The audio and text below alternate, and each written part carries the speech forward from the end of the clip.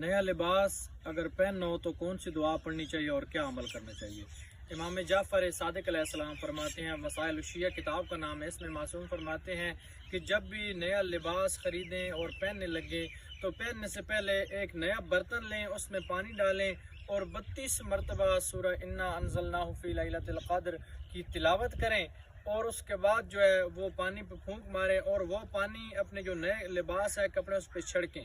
اور پھر پہن لیں، اور جب تک وہ آپ کے پاس لباس رہے گا تو اس کی برکت ہوگی، آپ پہ کوئی جادو یا اس طرح کا کوئی عمل نہیں ہوگا، اور معصوم فرماتے ہیں کہ رزق کی تنگی بھی نہیں آئے گی۔ اور دوسرا روایات میں ہے کہ جس کپڑے پہ لباس پہ کسی جاندار مرد کی یا جاندار کی حیوان کی تصویر بنی ہو تو اس کا پہننا مکروہ ہے، حتیٰ کہ اس میں جو نماز پڑھی جاتی ہے اس کا ثواب میں بھی کمی آ جاتی ہے۔ اگر جس لباس پہ آپ نے لباس پہنا ہے، اکثر بچوں کے لباس ہوتے ہیں یا بڑوں کے بھی ہوتے ہیں، کوئی ایسی شرٹ وغیرہ ہوتی ہیں جن پہ جانداروں کی